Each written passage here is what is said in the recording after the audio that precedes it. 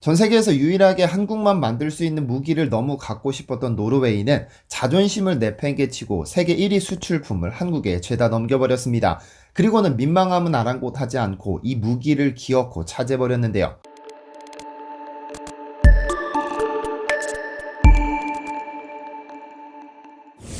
안녕하세요, 디스멘터리입니다. 뉴 밀레니엄 시대가 도래한 지난 2000년대 초, 태국은 역사상 거의 최초로 전 세계의 이목을 끌었던 적이 있었습니다. 그 누구도 생각지 못한 방식으로 최신형 전투기를 구매했기 때문이었죠. 무슨 일이 있었던 것일까요?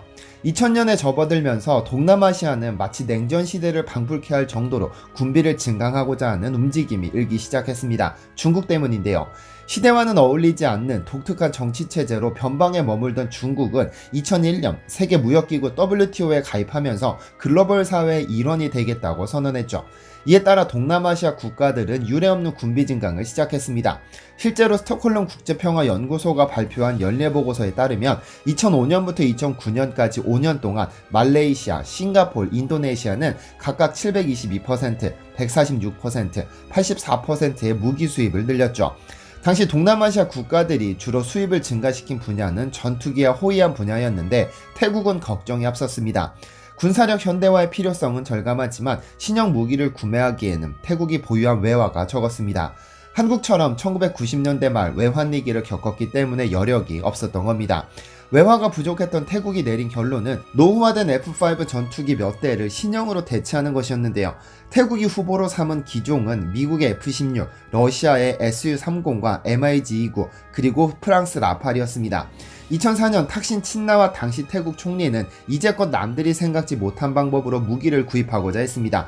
바로 태국의 주요 수출품인 닭으로 전투기를 구매하는 이른바 물물교환 방식이었는데요. 태국이 제일 먼저 접근한 국가는 러시아였습니다만 태국이 전투기 값을 닭고기로 지급하겠다는 말 한마디에 이미 브라질로부터 충분한 닭고기를 수입한다며 제안을 거부했습니다. 그리고 미국에게 접근했죠. 친나와 총리는 닭고기로 전투기를 구매하는 기적에 가까운 딜을 성사시키기 위해 친히 미국을 방문해 협상을 이어갔으나 미국은 떨떠름했습니다. 그러나 마땅한 핑계거리가 없어 차일피일 미루던 와중에 태국으로부터 반가운 소식이 전해집니다. 총리가 미국을 방문한 틈을 타 태국 내에서 19번째 쿠데타가 일어났던 것이죠. 미국은 이 쿠데타를 빌미로 위험 요소가 다분한 태국에게 전투기를 파는 것은 시기상 적절하지 않다며 교묘히 빠져나왔습니다. 프랑스는 유럽 내에서 가장 많은 닭을 생산하고 있어 닭이 넘쳐난다는 핑계로 태국의 제안을 거절할 수 있었는데요. 그때 마지막으로 태국이 접근한 곳은 최신의 전투기 JS-39로 세계 시장 진출을 노리는 스웨덴이었습니다. 당시 스웨덴은 천문학적인 비용을 투입해 JAS-39라는 최신의 전투기 양산체제에 진입했지만 수출길이 전혀 없었습니다. 그래서 어떻게 해서든 수출길을 확보해 두어야겠다는 생각으로 전투기 6대를 태국에 판매합니다. 그리고 태국은 이 6대의 전투기 값으로 태국의 자랑 닭고기로 지급했죠. 당시 스웨덴에 전해진 닭고기가 무려 8천만 톤입니다. 최첨단 기술의 집약체라고 불리는 무기를 구매하기 위해 닭고기를 지급한다는 사실이 조금 어이없으면서도 딴 세상에서나 있을 법한 이야기 같습니다. 그런데 한국도 어이없는 국가로부터 어이없는 물품으로 어이없는 무기를 판매한 적이 있습니다. 무기 개발을 시작한 지 50년밖에 되지 않은 한국이 만든 무기 중 세계 시장에서 가장 큰 인정을 받는 무기가 있습니다. 바로 자주포 분야인데요. 한국이 직접 개발하고 생산한 K9 자주포가 있습니다. 현재 전 세계 시장 점유율 48%를 차지해 거의 독점적인 지위를 누리고 있습니다. 사실 무기 분야에서 절반에 가까운 점유율을 차지한다는 것은 거의 불가능에 가깝습니다. 미국이야 워낙에 독보적인 국방력과 국방비를 쓰고 있고 미국 정부 차원에서 모든 외교력을 무기 개발과 수출에 힘쓰고 있기 때문에 종종 절반을 넘는 경우가 있지만 다른 국가에게 점유율 50%는 쉬운 일이 아니죠. 자주포라는 용어는 영어 표현에서도 알 수 있지만 스스로 움직이는 것이 특징으로 일반적으로는 차체에 탑재시킵니다. 이 자주포는 제2차 세계대전 당시 전차를 서포트하고 보병을 지원할 목적으로 등장했는데요.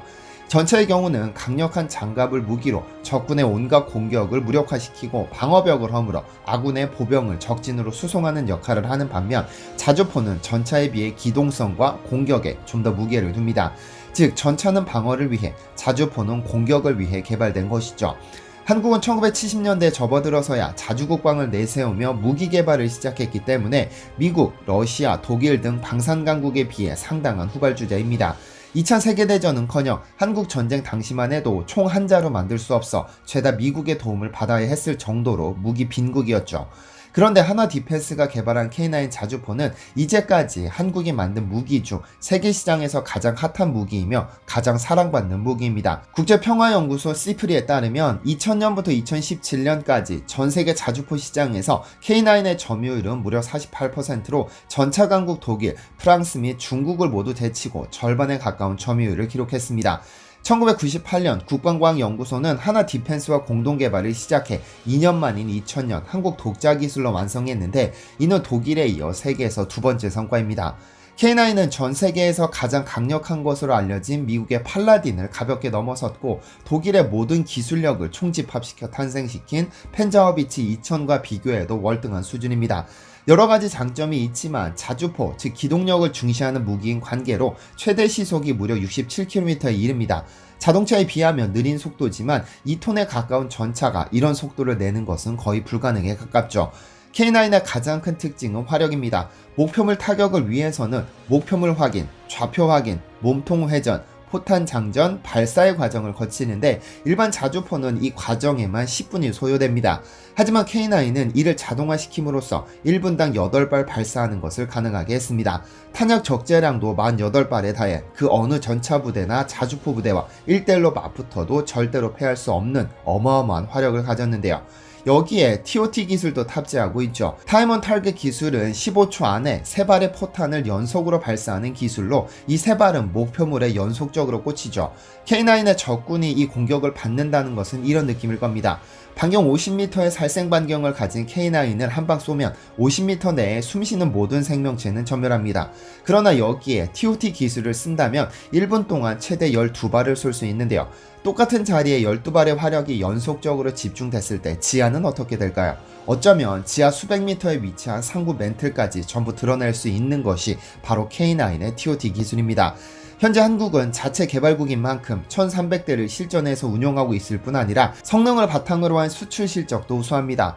2001년 터키를 시작으로 폴란드와 인도, 핀란드, 노르웨이, 에스토니아 등에 600문을 수출했고 얼마 전에는 호주 육군이 1조 원을 투입해 자주포 30문과 K10 탄약 운반장갑차 15대를 구매했죠. 그런데 확인되지는 않았지만 노르웨이와의 수출에서 재미있는 내용이 있습니다.